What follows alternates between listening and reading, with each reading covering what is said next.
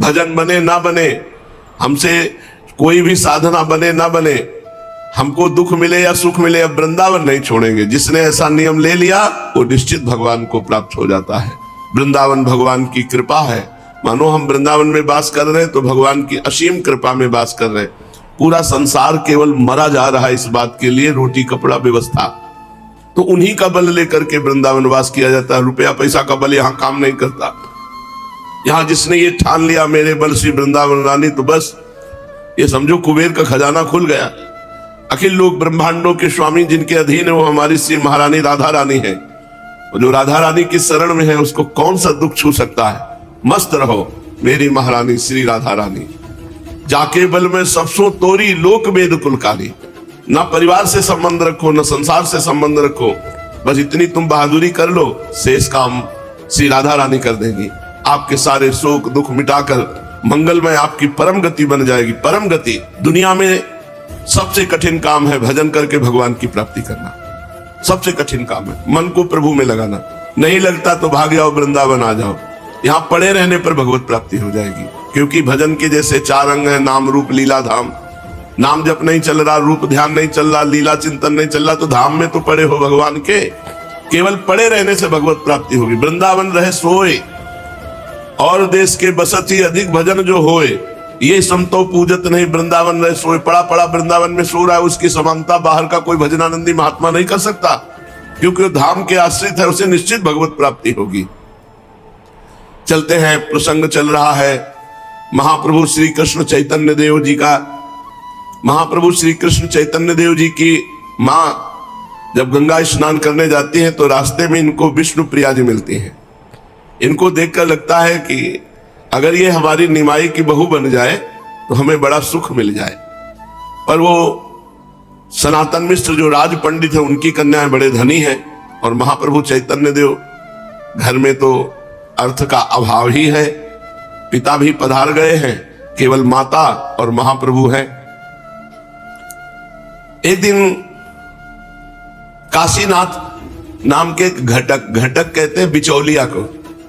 बंगाल में जो लड़की लड़के का ब्याह कराता है उस बिचौलिया को घटक कहते हैं। वो घटक सची माता को मिले, महाप्रभु चैतन्य देव की मैया को, और उनसे कहा कि ठीक हाल चाल है। तो उनका ठीक है, पर हम चाहते हैं कि अब हमारे घर में अगर निमाई का ब्याह हो जाए, घर में बहू हो तो सब सुख हो जाए। तो उन्होंने कहा आपकी नजर में कोई? तो बोले नजर में तो देखा है राज पंडित सनातन मिश्र की जो बेटी है विष्णु प्रिया, पर हम कह नहीं सकती क्योंकि बहुत बड़े आदमी है, बहुत धन ऐश्वर्य है, और हमारे इतना धन ऐश्वर्य है नहीं। तो घटक ने कहा हम जाकर बात करते हैं। तो सनातन मिश्र के घर गए। घटक महाशय का, काशी नाम है इनका, काशीनाथ, इनका बड़ा सम्मान किया। तो इन्होंने कहा कि महाप्रभु चैतन्य देव से अगर तुम्हारी बेटी विष्णु प्रिया का ब्याह करा दे तो। अरे उन्होंने कहा ऐसा सौभाग्य कैसे? निमाई तो इस समय भारत के माने हुए पांडित्य को जो दिग्विजयी अपने को कहलाते थे उनको परास्त कर दिया। इतना उच्च कोटि के विद्वान हैं, भला वो हमारी बेटी से ब्याह कैसे करेंगे? अगर कर ले तो हमारा सौभाग्य। तो उनका हम बात जमाते हैं। बिचौलिया काशीनाथ ने कहा। सनातन मिश्र के यहाँ बात पक्की करके काशीनाथ घटक आ ही रहे थे कि रास्ते में महाप्रभु चैतन्य देव मिल गए। निमाई पंडित वो नमस्कार करते हुए कहा कहो पंडित तुम तो घटाया करते हो, किसको घटा के कहां से आ रहे हो? घटक महाशय उनको कहते थे। तो हंसते हुए घटक ने कहा मैं घटाता नहीं हूं, मैं जोड़ता हूं, 1 से 2 करता हूं। 1 से 2 करना तुमको भी चाहता हूं, तुम एक हो, तुम्हारा ब्याह करवाना चाहता है। कुछ आश्चर्य सा प्रकट करते हुए निमाई पंडित ने कहा मैं आपकी बात का मतलब नहीं समझा, कैसा बढ़ाना स्पष्ट बताइए। जरा आवाज को बढ़ाते हुए जोर देकर घटक ने कहा राज पंडित सनातन मिश्र की पुत्री के साथ तुम्हारे विवाह की बातें पक्की करके आ रहा हूं, बताओ तुम्हें मंजूर है ना? तो बड़े जोर से हंसते हुए उन्होंने कहा हाँ हाँ हमारा विवाह और राज पंडित की पुत्री के साथ? हमें तो कुछ पता नहीं है। कहते कहते हंसते हुए घर चले गए। घटक महाशय को इनकी हंसी से संदेह हो गया कि हमें लगता है कि चैतन्य महाप्रभु को यह विवाह रुचा नहीं। सनातन मिश्र के यहां भी खबर पहुंच गई। सुनते ही पूरे घर में उदासी छा गई। सनातन मिश्र ने कहा, हम जिस बात की शंका करते थे वही हुआ ना। अरे वो इतने बड़े पंडित हमारी पुत्री से विवाह क्यों करने लगेंगे? और सबसे बड़ी बात कि हमारी बेइज्जती भी तो होगी। अगर विवाह नहीं करेंगे तो बोले राजपुत्री के साथ विवाह तय हुआ था, वो हम इसी बात से डर रहे थे कि कहीं वो ना कह दे। सबको पता चल गया है लड़की का विवाह निमाई पंडित के साथ होगा। यदि ना हो सका तो मेरी बड़ी इज्जत की बात है, लज्जा की बात है। ये सोचकर उन्होंने उसी समय काशीनाथ घटक को बुलाया और अपनी चिंता का कारण बताकर सची माता से स्पष्ट उत्तर लाने की बात कही। घटक महाशय उसी समय चैतन्य महाप्रभु की माता सची माता के पास गए और राज पंडित सनातन मिश्र की पूरी चिंता की बात कह दी। ये सुनकर सची माता ने कहा, तुम चिंता मत करो, निमाई मेरी बात को कभी टाल नहीं सकता, मेरी आज्ञा का उल्लंघन नहीं कर सकता, इसलिए मैंने उससे इस संबंध में कोई पूछताछ नहीं की है। आज वो पाठशाला से आवेगा तो मैं उससे पूछ लूंगी। मेरा ऐसा विश्वास है कि मेरी आज्ञा को कभी टाल नहीं सकता। कल मैं तुम्हें इसका ठीक ठीक उत्तर दूंगी। माता का ऐसा उत्तर सुनकर घटक अपने घर को चले गए। इधर जब शाम को पाठशाला से पढ़ाकर महाप्रभु चैतन्य देव घर आए तो माता ने इधर उधर की 2-4 बातें करते हुए बड़े प्रेम से कहा, निमाई बेटा, मैं एक बात पूछना चाहती हूँ, क्या सनातन मिश्र वाला संबंध तुझे मंजूर नहीं है? लड़की तो बड़ी सुशील और चतुर है, मैं उसे रोज गंगा जी पर देखती हूँ। निमाई ने लजाते हुए कहा, मैं क्या जानूं, जो तुम्हें अच्छा लगे वो करो। माता को यह उत्तर सुनकर बड़ा संतोष हुआ। इन्होंने अपनी माता के संतोषार्थ स्वयं एक मनुष्य द्वारा सनातन मिश्र के यहाँ विवाह की तैयारी पक्की ऐसी खबर भिजवा दी चैतन्य महाप्रभु ने। इस खबर के पाते सनातन मिश्र के घर में फिर दुगना आनंद छा गया और धूमधाम के साथ पुत्री के विवाह की तैयारियां करने लगे। इधर निमाई पंडित के पास इतना द्रव्य नहीं था कि वे राज पंडित की पुत्री के साथ खूब समारोह के साथ विवाह कर सके। इसके लिए वे कुछ चिंतित से हुए। धीरे धीरे इस बात की खबर इनके सभी विद्यार्थी तथा स्नेहियों को लग गई। विद्यार्थी बड़े प्रसन्न हुए, आकर कहने लगे कि गुरुजी, ज्योनार की मिठाइयां तो खूब खाने को मिलेंगी। सनातन मिश्र तो राज पंडित ठहरे, खूब जी खोलकर विवाह करेंगे, बढ़िया बढ़िया मिठाइयां बनावेंगे, खूब आनंद रहेगा। ये सब विद्यार्थियों की बातें सुनकर निमाई पंडित हंस देते। उस समय नवद्वीप में बुद्धिमंत खां ही सबसे बड़े जमींदार थे। वे उस समय के एक प्रकार के नवद्वीप के राजा ही समझे जाते थे। निमाई पंडित से वे बहुत स्नेह करते थे। इनके विवाह की बात सुनकर वे इनके पास पाठशाला में आए। जिनके चंडी मंडप में पढ़ाते थे वे मुकुंद संजय भी वहीं बैठे थे। उन्होंने इनका आगत भाव किया, स्वागत किया। बुद्धिमंत खां ने कहा, निमाई पंडित, सुना है तुम्हारा विवाह हो रहा है, ये बात कहां तक सच है? और सुना है अब की राज पंडित की पुत्री आपने पसंद की है। कुछ लजाते हुए इन्होंने कहा, आप जो भी सुनेंगे वो सत्य ही है। भला आपके सामने झूठ बात कहने की किसी की हिम्मत हो सकती है? इस उत्तर से प्रसन्न होकर बुद्धिमंत खां ने कहा, तब तो खूब मिठाई खाने को मिलेगी। हाँ, एक प्रार्थना यह है कि आपकी तरफ से जितना विवाह का खर्चा होगा उसकी जिम्मेवारी हम ले रहे हैं। देखो, जो भगवान के भरोसे होता है, भगवान न जाने कहां से व्यवस्था कर देते हैं। महाप्रभु सर्वलोक महेश्वर भगवान के ही स्वरूप है, लेकिन प्रगटे तो निर्धन घर में। अब देखो, ब्याह की जरूरत है तो भगवान ने कैसी व्यवस्था कर दी। वहां के जमींदार बुद्धिमंत खां अपने आप आ गए और कहा, विवाह की जिम्मेवारी आपकी तरफ की हम लेते हैं। और लड़की तरफ की तो राज पंडित हैं, उनके पास कोई कमी नहीं। बीच में ही मुकुंद संजय बोल उठे, वाह साहब, सब आप खर्चा करेंगे ऐसा नहीं, अकेले अकेले आपको आनंद नहीं उठाने देंगे। हंसते हुए बुद्धिमंत खां ने जवाब दिया, आप भी अपनी इच्छा पूर्ण कर ले। अरे, बहुत बड़े निमाई पंडित का विवाह हो रहा है और राज पंडित की पुत्री के साथ शादी है। राजकुमार की ही बात खूब ठाट बाट से विवाह करेंगे, आप जितना भी चाहे खर्च कर ले। इस प्रकार विवाह के संपूर्ण खर्च का भार तो इन दोनों महाधनियों ने उठा लिया। अब निमाई इस बात से निश्चिंत हो गए। फिर भी उन्हें बहुत सा काम करना बकाया था। विद्यार्थियों की सहायता से सब विवाह की तैयारियां करने लगे। सभी बड़े बड़े पंडितों को निमंत्रण किया गया। विद्वान मंडली में ऐसा एक भी पंडित नहीं बचने पाया जिसके पास निमंत्रण न पहुंचा हो। इधर पूर्वोक्त दोनों धनाढ्यों ने विवाह के लिए गाने, नाचने का, आतिशबाजी का, फुलवारी का, अच्छे अच्छे बाजों का और भी सजावट के बहुत से सामानों का भली भांति प्रबंध किया। नियत तिथि के दिन अपने स्नेही बहुत से पंडित विद्यार्थियों और अन्य गणमान्य सज्जनों के साथ बारात सजाकर निमाई पंडित विवाह के लिए चले। वे आगे आगे पालकी में जा रहे थे, दोनों ओर चंवर ढुराए जा रहे थे, सबसे आगे भांति भांति के बाजे बज रहे थे। इस प्रकार खूब समारोह के साथ वे सनातन मिश्र के द्वार पर जा पहुंचे। मिश्र जी ने सब लोगों का यथोचित खूब सम्मान किया। सभी के ठहरने, खाने पीने और मनोरंजन का उन्होंने बहुत ही उत्तम प्रबंध कर रखा था। उनके स्वागत सत्कार से सभी लोग अत्यंत प्रसन्न हो गए। गोधूलि के शुभ लगन में निमाई पंडित ने विष्णु प्रिया का पाणी ग्रहण किया। ब्राह्मणों ने स्वस्त्ययन पढ़ा, वेदज्ञों ने हवन कराया। इस प्रकार विवाह की सभी लौकिक तथा वैदिक कृत्य बड़े ही उत्तमता के साथ समाप्त हुए। विष्णु प्रिया ने पतिदेव के चरणों में आत्मसमर्पण किया।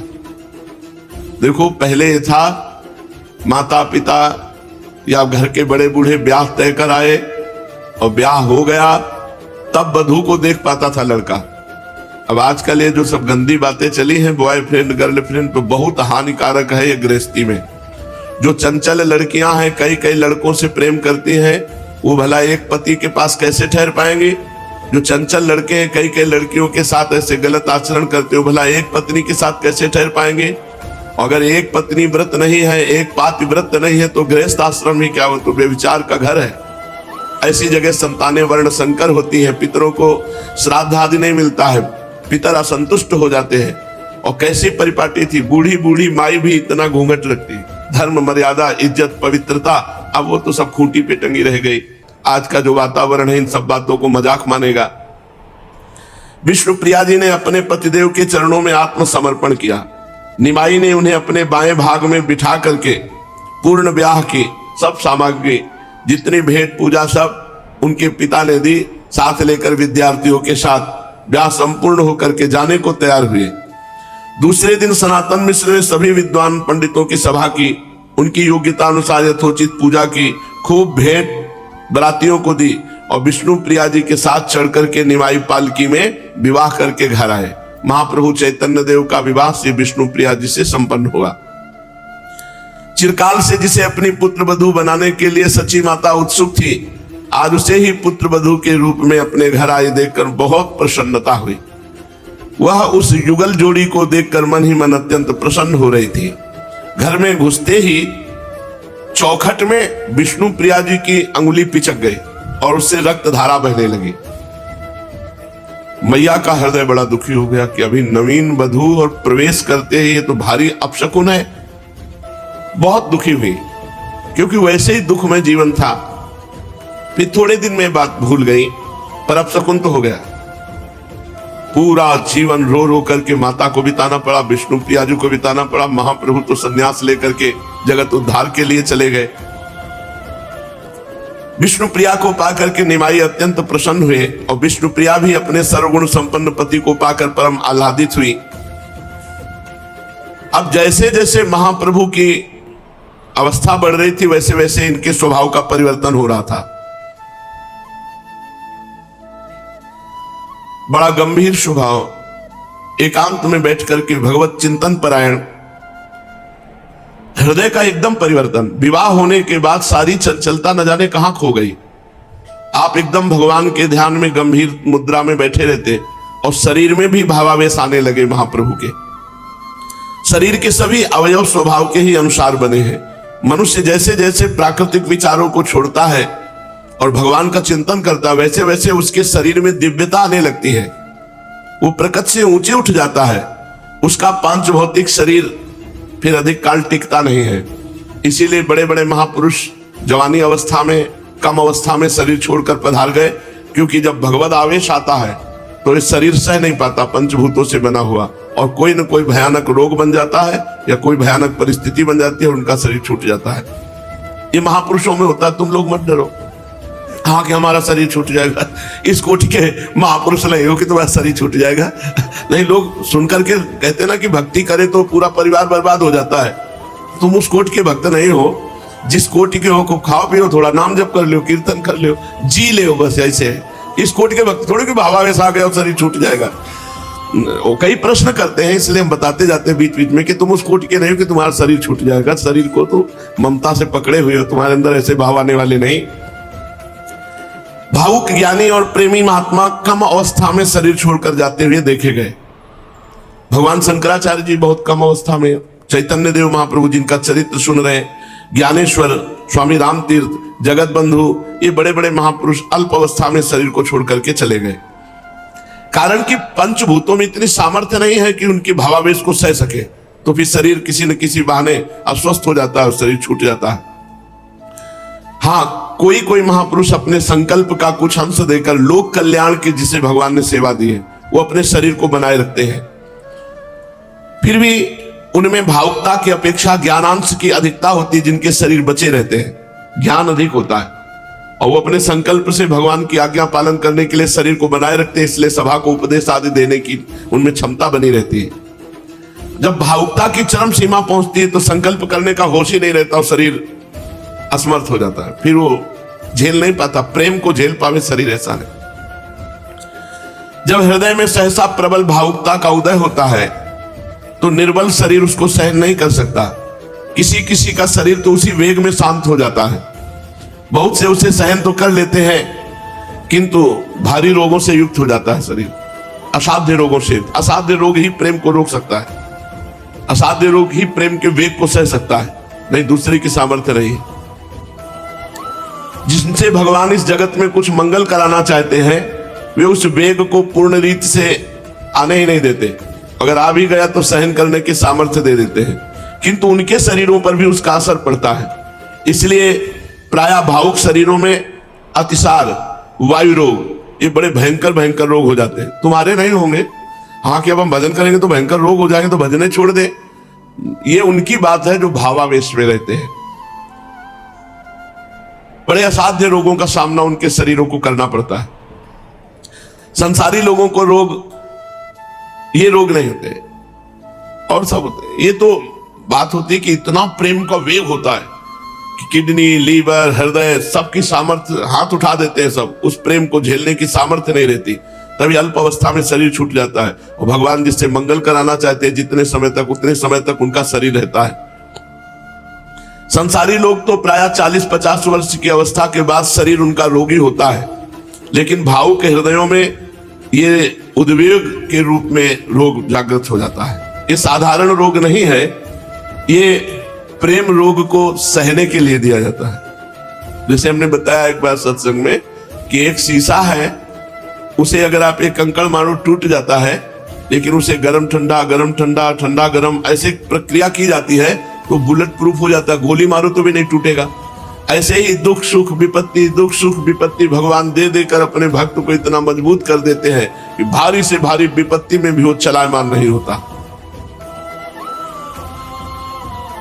किसी को वायु रोग हो जाता है, किसी को मस्तिष्क रोग हो जाता है, किसी को उन्माद रोग हो जाता है।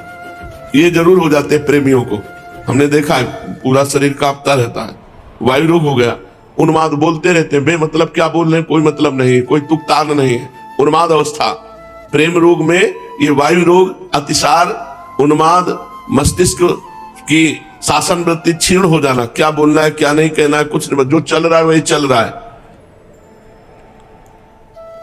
यहां तक कि लोग फिर जो नहीं जानते हैं उनके लिए उपचार करने लगते हैं। सालों अतिसार भयंकर रोग से पीड़ित बने रहे, फिर उन्होंने भावावेश में शरीर छोड़ा। तो ये जब प्रेम का उन्माद चढ़ता है तो एक अलग चीज होती है, ये बहुत बड़ी स्थिति होती है प्रेम उन्माद। प्रायः वायु रोग से तो ग्रसित हो ही जाते हैं, जो प्रेमी जन होते हैं उनके शरीर में वायु रोग तो हो ही जाता है। हमने देखा है, बहुत से ऐसे प्रेमी जनों को देखा है जिनका शरीर कांपता रहता है, कंपायमान होता रहता है वायु रोग के द्वारा। किंतु शरीर ठीक उसी कर सकता है जिसे भगवान ने सेवा दी है संसार का कल्याण करने की, नहीं तो प्रेम के झटके में ये पांच भौतिक शरीर नष्ट हो जाता है। रामकृष्ण परमहंस जी के गले में कैंसर, बोलने के लिए मना किया, वो खूब सत्संग करते हैं।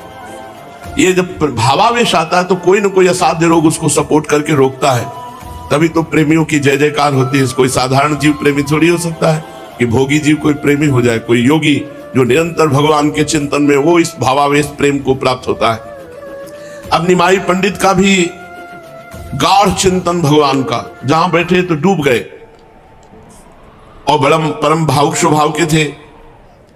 इनका शरीर तो बलवान था, तो चाहे जितना बलवान शरीर हो, प्रेम सहन करने की सामर्थ्य नहीं है। इसलिए इनका भावुकता का उत्तरोत्तर विकास हुआ, और अंत में एकदम शरीर की स्थिति को ही भूल गए, देह शुद्धि भूल करके महाभाव में स्थित। इनके जीवन में एक से एक दिव्य भाव प्रकट हुए। इनकी सूरत बदल जाती, इनके शरीर की चेष्टाएं बदल जाती। ऐसी अलौकिक स्थिति प्रायः बड़े महापुरुषों में देखी गई, जैसी चैतन्य महाप्रभु के जीवन में देखी गई। अब वो निरंतर भावावेश में आकर के हरि बोल हरि बोल हरि बोल, ऐसी अपनी धुन में मस्त हो जाते कि किसी के रोकने की, बात करने की कोई इनको स्मृति न रहती। और एक बावरापन चढ़ा कि जो वस्तु हाथ में मिल जाए उसी को नष्ट कर दे। एक उन्माद अवस्था। विष्णु प्रिया जी से ब्याह होते ही कहीं पानी को देखा तो पानी उलीच रहे, अन्न देखा तो सब अन्न फैला दिया, वस्त्र देखा तो वस्त्र चीर फाड़ के फेंक दिया। माता आसपास के लोगों को बुलाकर पकड़ाती कि क्या हो गया निमाई को, अभी विवाह हुआ है तो 4 दिन सुख के व्यतीत होते, पर वहां परम सुख की वर्षा करने वाले हैं, तो सांसारिक सुखों का क्या। महाप्रभु को उन्माद चढ़ गया, भावावेश।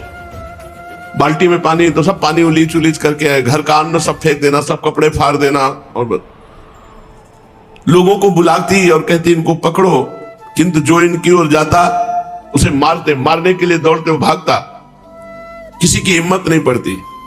फिर कई लोगों ने जैसे तैसे पकड़ करके इनको सैया पे सुलाया। चारों ओर विद्यार्थी स्नेहीगण सैया को घेर कर बैठे। अब पता नहीं क्या बोल रहे हैं, किसी को पता नहीं, पागलों की भांति। फिर स्पष्ट बोलने लगे, देखो मैं साक्षात विष्णु हूं, हमारी पूजा करो, और तुम सब लोग आज से श्री कृष्ण कीर्तन करो, कृष्ण कृष्ण कृष्ण कृष्ण कृष्ण। संसार में श्री कृष्ण का ही नाम सार है, और सभी वस्तुएं नश्वर है, नाशवान है। इस प्रकार महाप्रभु उन्माद में बोलने लगे। लोग अपनी अपनी बुद्धि के अनुसार भांति भांति के अनुमान लगाते। कोई कहता भैया ये तो बहुत बड़ा भूत चढ़ गया है इनके ऊपर, गांव के लोग हैं, भूत चढ़ गया है तो भूत व्याधि है। कोई कहता नहीं नहीं मुझे पहचान है, ये डाकनी का प्रकोप है, डाकनी शाकनी इनका प्रकोप है। कोई कहता नहीं नहीं भाई बकवास बंद करो, हम तो कहते हैं ये बहुत शास्त्रार्थ करते थे, बहुत पढ़ाई करते थे, इसलिए इनका दिमाग खराब हो गया है। जिसके मन में जो आया सब सची माता सबकी बातें सुनती चुपचाप। और विष्णु प्रिया जी तो दूर खड़ी हुई महाप्रभु की भाव दशा को देख रही है। अभी अभी ब्याह हुआ है और महाप्रभु का उन्माद अवस्था। कोई कहता रहे इनके दिमाग की गर्मी बढ़ गई है। वैद्य बुलाए गए, वैद्यों ने देखा, उन्होंने कहा कि वायु रोग है। सब अपने, कोई कहता भूत है, कोई कहता डाकनी, कोई कहता दिमाग खराब हो गया, कोई कहता दिमाग की गर्मी चढ़ गई दिमाग में, कोई वैद्य कहता वायु रोग हो गया है। महाप्रभु वैसी उन्माद अवस्था में उनको लोग सैया पर पड़ाए हुए थे। बुद्धिमंत खां मुकुंद संजय दोनों धनियों ने जब सुना तो बड़े बड़े वैद्य लेकर के दौड़े दौड़े आए। ये बड़े धनिक थे, नाना प्रकार की मूल्यवान औषधियां साथ लाए। वैद्यों की सम्मति से विष्णु तेल, नारायण तेल और भी बहुत सी दिव्य औषधियां महाप्रभु के लगाई गई। भांति भांति के उपचार किए गए, उनसे कोई फर्क नहीं पड़ा। स्वाभाविक ये धीरे धीरे स्वस्थ हुए। जब स्वस्थ हुए तब देखकर सब प्रेमियों को, विद्यार्थियों को, सची माता को, सबको सुख मिला। अब ये फिर धीरे धीरे अपनी पाठशाला में जाकर अध्ययन कराने लगे। अब इनके स्वभाव में बहुत कुछ परिवर्तन हो गया। अभी पहले की भांति लोगों से छेड़खानी नहीं करते थे, इनमें बहुत गंभीरता आ गई। वैष्णवों की हंसी करना इन्होंने एकदम छोड़ दिया। इन्हें स्वस्थ देखकर लोग कहते भगवान की बड़ी कृपा हो गई कि निमाई स्वस्थ हो गए। अरे भाई ये शरीर नाशवान है, क्षणभंगुर है, अब कुछ कृष्ण कीर्तन भी करना चाहिए। आयु को इस तरह बिता देना ठीक नहीं है। ये हाथ जोड़कर उन्हें प्रणाम करते जो ऐसे ब्राह्मण लोग इनको शिक्षा देते। वैष्णवों को इनके स्वभाव परिवर्तन से बड़ी प्रसन्नता हुई। अब ये नियमित रूप से भगवान की पूजा करने लगे। निमाई पंडित तुलसी दल आदि से भगवान की अर्चना वंदना करना, संध्या पूजा करके पढ़ाने के लिए जाते। सभी विद्यार्थियों के सदाचार के ऊपर अत्यधिक ध्यान रखते। मस्तक पर तिलक होना चाहिए। बिना तिलक के जितना भी पूजा भजन साधन होता है वो व्यर्थ माना जाता है। इसलिए चाहे रज का तिलक हो, चाहे चंदन का तिलक हो, मस्तक पर आचार्य परंपरा का तिलक होना चाहिए। अगर कुछ ना हो तो रज लेके ऐसे लगा लो, पर मस्तक खाली नहीं होना चाहिए। जो तिलक नहीं लगाता उसको बुलाते और कहते आज तिलक क्यों नहीं लगाया? फिर सबको सुना के कहते जिसके मस्तक पर तिलक नहीं होता उसका संध्या बंदन भजन साधन सब व्यर्थ हो जाता है। इसलिए आज के बाद कोई तिलकहीन ना रहे, ऐसा महाप्रभु चैतन्य देव कहते। और पहले जाकर संध्या बंदन करके तिलक धारण करके तब हमारी पाठशाला में आओ। फिर समझाने लगते देखो भाई, भगवान का भजन ही सब कुछ श्रेष्ठ है। जितना भी संसार में तुम श्रेष्ठ देख रहे हो सब नाशवान है। सत्य है भगवान का भजन। इसलिए कम से कम प्रातः काल संध्या के समय और सायंकाल संध्या के समय बैठ करके संध्या तर्पण आदि करे, भगवान का भजन करे, मस्तक पर तिलक धारण करे। महाप्रभु का उपदेश विद्यार्थियों पर बहुत पड़ा। ये भाव में भर करके भक्ति भागीरथी गंगा जी के समीप जाते और सब विद्यार्थियों के साथ स्नान करते हुए अब कृष्ण कीर्तन करते। निमाई के हृदय में भक्ति के स्रोत का उदय हो गया। भक्ति भागीरथी अब नवद्वीप में बढ़ने वाली है, क्योंकि महाप्रभु का स्वभाव परिवर्तन हो गया। जहां चंचल स्वभाव था वहां गंभीर स्वभाव, जहां विद्वता थी वहां कृष्ण नाम कीर्तन, कृष्ण प्रीति। भक्ति तथा मुक्ति का प्रधान और मुख्य कारण है कर्म, निष्काम और सकाम भेद से कर्म दो प्रकार का है। सकाम कर्म से भोग प्राप्त होते हैं, जो बहुत अच्छे कर्म करने वाले सकाम है वो भूलोक भूअरलोक स्वर्गलोक बस यहीं तक जाते हैं। और जो निष्काम कर्म करने वाले हैं वो मोक्ष को प्राप्त होते हैं। जो हृदय प्रधान साधक है उन्हें निष्काम कर्मों के करते रहने से साधु महात्माओं में प्रीति उत्पन्न होती है। फिर महात्माओं के अधिक संसर्ग में रहने से उन्हें भगवत कथा में श्रद्धा उत्पन्न हो जाती है। भगवत कथाओं में श्रद्धा उत्पन्न होने से भगवान के गुणों में प्रीति होती है। भगवान के गुणों में प्रीति होने के बाद भक्ति उत्पन्न होती है, और भक्ति ही अंतिम साध्य वस्तु है।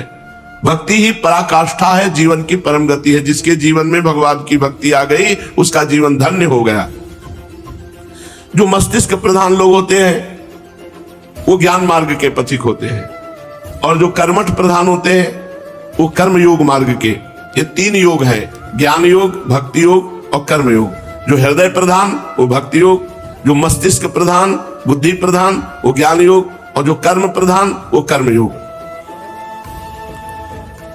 कुछ ऐसे भी नित्य भक्त या जीवन मुक्त महापुरुष होते हैं जिन्हें फिर से कर्म करने की आवश्यकता नहीं होती। वे पहले से ही मुक्त होते हैं, क्योंकि वो आते ही है केवल संसार का कल्याण करने के लिए। जैसे श्री सुखदेव जी, जैसे सनक सनंदन सनातन सनत कुमार, ये कोई साधक थोड़ी, ये तो सिद्ध महापुरुष हैं। नारद आदि पहले से ही भक्त होकर उत्पन्न हुए। इनके लिए किसी प्रकार के विशेष कर्मों के अनुष्ठान की आवश्यकता नहीं हुई। आरंभ से ही वैराग्य तथा इनमें भक्ति विद्यमान थी। ये सिद्ध महापुरुष हैं। इसलिए श्री सुखदेव जी, सनक सनंदन सनातन सनत कुमार, ये आरंभ से ही परम ज्ञानी ब्रह्मबोध संपन्न स्वेच्छा पूर्वक विचरण करना, जैसे नारद आदि सदा हरि गुणगान करना, लोगों को पावन बनाते फिरना, अतएव इनके लिए आरंभ से ही कोई कर्तव्य कर्म नहीं है। प्रश्न उठता है कि भक्ति और मुक्ति में कौन श्रेष्ठ है? भगवान की भक्ति श्रेष्ठ है या मोक्ष श्रेष्ठ है? इसका उत्तर यही दिया जा सकता है कि दोनों श्रेष्ठ है।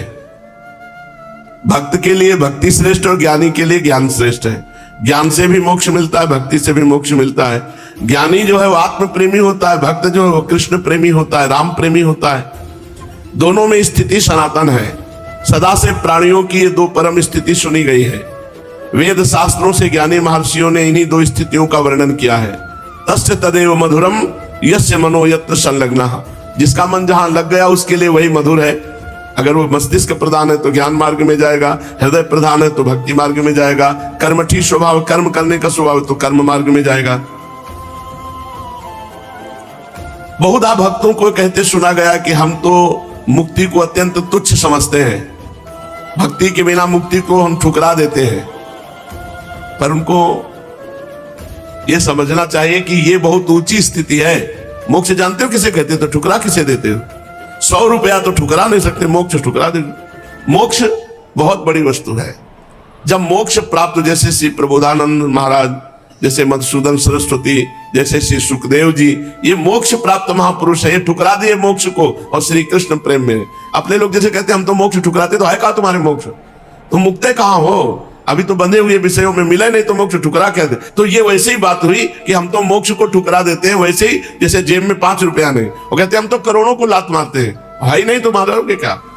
जब मोक्ष का अधिकार प्राप्त हो जाए, फिर मोक्ष ना चाहकर भगवान का प्रेम प्राप्त करे, उसे भक्त कहते हैं। भगवान के मार्ग में ये 2 ही प्रधान मार्ग माने गए हैं, एक मस्तिष्क प्रधान ज्ञान मार्ग और एक हृदय प्रधान भक्ति मार्ग। ज्ञानी भी भगवान की आत्मा है और भक्त भी भगवान की आत्मा है। दोनों संसार के त्यागी हैं, दोनों सत्य के अनुरागी हैं, इसलिए इनमें से कोई छोटा बड़ा नहीं कहा जा सकता। महाप्रभु चैतन्य देव का जीवन भक्ति मार्ग का एक प्रधान स्तंभ है। उनके जीवन में शुद्ध भक्ति का परम पवित्र स्वरूप उदय हुआ, उसमें पक्षपात का लेश नहीं और दूसरे मार्ग के प्रति विद्वेष नहीं, किसी भी कर्म की उपेक्षा नहीं, संकुचित भावों की गंध नहीं, वहां तो शुद्ध प्रेम है। ज्यों ज्यों आगे बढ़ना चाहो त्यों ही त्यों अधिकाधिक प्रेम करो, यही शिक्षा उसमें प्रोत रूप से भरी पड़ी है। उनका नाम लेकर आज जो बातें कही जाती हैं वे चैतन्य देव की कभी हो ही नहीं सकती, जिनमें किसी आचार्य की निंदा हो, किसी भक्त की निंदा हो, कभी नहीं हो सकती। इसका साक्षी महाप्रभु चैतन्य देव का प्रेममय जीवन है। सांप्रदायिक विचार तो पीछे के संकुचित बुद्धि वाले लोगों के मस्तिष्क से निकले हैं। अपनी चीज का नाम कोई चाहे जो रख ले, कोई रोकने वाला थोड़ी है। चैतन्य महाप्रभु का जीवन तो परम प्रेम में सभी को आश्रय देने वाला परम महान है, उसमें भला सांप्रदायिक संकुचित भावों का क्या काम। इनके हृदय में प्राणी मात्र के भावों का आदर था। अब निमाई पंडित का विवाह हो गया है, विष्णुप्रिया उनके सब प्रकार से अनुकूल आचरण करती हैं। विष्णुप्रिया जी का बड़ा स्वभाव हंसमुख है, वे सुशीला है, गृह कार्यों में चतुर है और अत्यंत ही पति परायणा है। वे अपने पति को ही सर्वस्व समझती हैं। ये सब होते हुए भी निमाई का चित्त उदास रहने लगा। न विष्णुप्रिया जी से बात, न माता जी से बात, न किसी से बात। यहां से प्रारंभ होती है विशेष जीवन की लीला। पता नहीं अब उनकी वो चपलता कहां चली गई, मुस्कुराहट कहां चली गई। हर समय उदास रहने, घंटों एकांत में बैठे आंसू बहा रहे हैं। पता नहीं क्या चिंतन करते हैं कि रो रहे हैं बैठे हुए।